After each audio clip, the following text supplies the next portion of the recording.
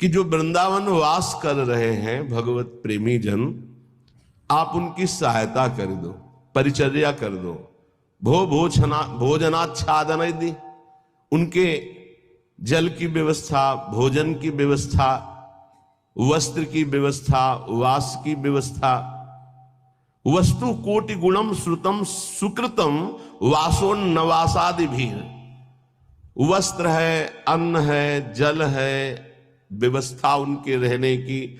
तो बोले जो ऐसा करता है तो अन्य जगह से करोड़ गुना बढ़कर उसको यहां लाभ मिलता है। वस्तु कोटि गुणम श्रुतम सुकृतम, सुकृतम माने मतलब पुण्य। जैसे आप गांव में अपने 50 को भोजन पवावे और फिर संगम प्रयागराज तीर्थ में जाके भोजन, तो बहुत बड़ा अंतर हो गया।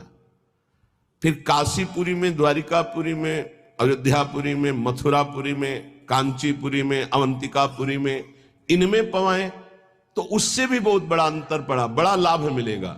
लेकिन श्रीधाम वृंदावन में यदि वास करने वाले जन हैं, उनको भोजन है, वस्त्र है, उनके वास की व्यवस्था है, तो वस्तु कोटि गुणम श्रुतम सुकृतम वासोन्नवासादिवीर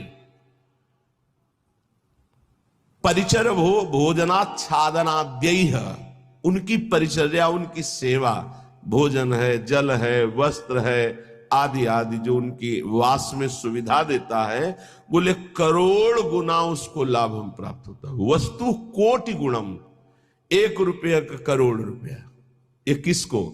जो अपनी वस्तु दान करता है। दूसरी बात, जो ये मान के कि प्रिया प्रीतम प्रभु की दी हुई वस्तु प्रभु के जनों में लग रही, तो उसे भगवत प्रेम प्राप्त होता है, उसकी नाम में रुचि हो जाएगी, उसकी प्रिया प्रीतम के ध्यान में रुचि हो जाएगी, उसकी भगवत चर्चा सुनने में रुचि हो जाएगी। वस्तु वही दी, फल 2 हो गए। एक हो गया प्राकृतिक फल, 1 रुपए का 1 करोड़ वापस मिलेगा, और एक हो गया कि वही वस्तु दी और भगवत प्रेम मिलेगा। नाम में प्रीति, धाम में प्रीति, लीला में प्रीति, प्रिया प्रीतम में प्रीति। पर एक